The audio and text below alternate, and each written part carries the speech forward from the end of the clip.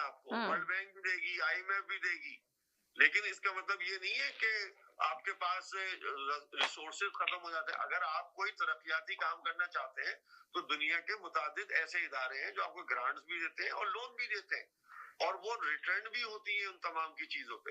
ہمارے پاس یہ قرضے جو ہیں جو لیے جا رہے ہیں, یہ جو لیے گئے ہیں, تو وہ وقتاً فوقتاً ان کی کہیں نہ کہیں ریٹرن اور انکمنگ اور آؤٹ گوئنگ ہوتی رہتی ہے. تو یہ اتنی بڑی کوئی بات نہیں ہے. پوری دنیا کے بڑے بڑے ممالک ہیں جو قرضوں کے اوپر چلتے ہیں, لیکن سوال یہ ہوتا ہے کہ کیا یہ ہم جس مناسب قوم جو ہے کہ کیا ہم اسی طرز عمل کو اپنائے رکھیں. یہ والی بات جو میں کہہ رہا تھا نا, یہ اصل بات یہ ہے. میں یہی تو کہہ رہا ہوں نا کہ بحیثیت قوم ہمیں یہ سوچنا چاہیے کہ کیا یہ چیز ہمارے لیے صحیح ہے. جب ہم ایک دفعہ ہم نے دیکھا کہ نواز شریف کے دور میں IMF کا لون ختم ہو گیا تھا, آپ دوبارہ لون کے لیے 19 میں عمران خان گئے, انہوں نے دوبارہ اس کو رجوع کیا. اس کے بعد کنٹینیوٹی آپ کی جو PDM بنی وہ گئے, موجودہ حکومت جا رہی ہے, اور مزید جو $7 بلین کا پروجیکٹ ہے اس کے اوپر کام ہو رہا ہے. تو ہم وہ فیصلے یا ہم میں وہ جرت کیوں نہیں ہے اور وہ ہمارے اندر اعتماد نہیں ہے کہ ہم ان تمام چیزوں سے اپنے آپ کو نکالیں. ہمارے پاس جو جس کو کہتے ہیں طاقت جو ہے عوام کی طاقت ہوتی ہے, ہمارے پاس ایک بیش بہادر طاقت ہماری آبادی ہے. ہم اس کو کیوں یوز نہیں کر سکتے, ہم اس کو کیوں تعلیم یافتہ نہیں کرتے, انکمپیٹنٹ لوگ بیٹھے نا بھائی, مسئلہ یہ ہے.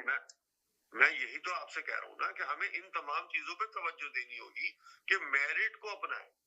کسی بھی چھوٹے سے صوبے کا بھی شخص اگر میرٹ پہ آگے ہے تو اس کو آگے آنے میں کیوں رکاوٹ ہے؟ بالکل میرٹ سے کوئی غرض نہیں ہے. جس طرح آپ لوگ کہتے ہیں کہ الطاف حسین نے ہمیشہ چھوٹے سے چھوٹے بندے کو جو نا ٹکٹ دیا, اس نے برابر کا سمجھا, مگر یہاں پہ تو آپ سوچیں ٹکٹ اس کو دیں گے جو جی دیکھیں بات آپ اس کو کنٹروورشل الطاف حسین کو نہیں لیں تو پریشانیاں بڑھ جائیں گی. نہیں, پریشانی کی بات ہی نہیں ہے. آپ یہ دیکھیں نا, مگر میں یہ کہنا چاہ رہی ہوں کہ ہمیشہ سید صاحب نے یہ بات بڑی آ کے مینشن کی کہ اس نے برابر سمجھا. الطاف حسین نے چھوٹے سے بندے کو چپلے پہن کر آیا, اس کو بھی دیا. بتاؤں یہاں پہ مزیدار بات بتاؤں کہ جب یہ نیشنل اسمبلی کا اجلاس ہوا اور جب یہ MKM وہاں پہ پہنچے تو وہ بھائی پریشان ہو گئے. کہنے لگے وہ کہاں ہے MNA, کہاں ہے؟ بتایا بھائی یہ ہے MNA, تو کوئی موٹر سائیکل پہ تھا, کوئی پیدل تھا. جی, تو آپ یہ دیکھیں نا, اس نے سب کو سمجھا. یہ لوگ جو ہوتے ہیں یہ تو بڑے سے بڑے امیر ترین لوگوں کو دیکھیں گے تو ان کو دیں گے یہ پوسٹیں, لگائیں گے کہ پیسہ کتنا لگا رہا ہے اور پیسہ کتنا بنائے گا بندہ, تو پھر وہ ملک کا کیا سوچے گا, غریب عوام کے لیے تو نہیں سوچے گا. میں ایک تاریخی بات آپ کو بتا رہا ہوں کہ جب پہلے بلدیاتی الیکشن ہوئے تھے جس میں MKM جیتی تھی, تو ایک کونسلر تھے جنہوں نے میرا ویسٹ کوٹ پہن کے حلف اٹھایا تھا. آپ کا جی, ان کے اس بیچارے کے پاس یہ پوزیشن تھی کہ اس کی اپنی ویسٹ کوٹ نہیں تھی اس کے پاس.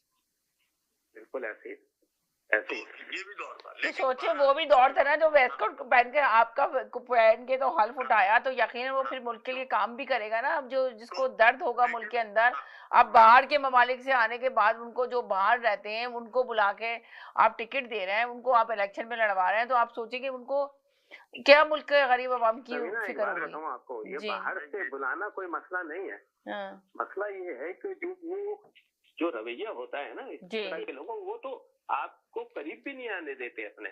جی, یعنی میں یہ بہت ساری باتیں اگر نیگیٹو ہے تو ہزاروں پازیٹیو باتیں بھی ہیں MKM کی سیاست کی. یہ جو آپ کو MNA MPA گلی محلے میں اب نظر آتے ہیں, یہ لوگوں سے ملنے آتے ہیں, یہ بھی MKM کی بدولت ہوا ہے. آپ یقین کریں کہ یہ تو الیکشن والے دن آتے تھے اور پھر جب دوبارہ الیکشن ہوتے تھے جب آتے تھے دیدی بھائی ایسے ہی تھا نا. سمینا, ہم نے یہ دیکھا کہ جس کراچی کے اندر مولانا شاہ احمد نورانی کے نام کے آگے کوئی ہل نہیں سکتا تھا, جہاں پروفیسر غفور احمد کے نام کی طوطی بولتی تھی, وہاں پہ شاہ احمد نورانی گلیوں میں نکل گئے کہ ووٹ لینے کے لیے جائیں. پروفیسر غفور احمد روڈوں پہ آئے تھے اپنے کمپین کے اندر. کیوں کہ ان کے سامنے گلی کا ایک لڑکا الیکشن کھڑا ہو رہا تھا اور لوگ اس کے پیچھے دیوانے ہوئے تھے. یہ کراچی کی تاریخ تھی. لیکن میں اس سے قطع نظر اس سے بات میں کرنے کی کوشش کرتا ہوں MKM سیٹ کے, کہ دیکھیں جس بات کو میں ہمیشہ پریسائز کرتا ہوں کہ ہم اپنے میں سے لیڈر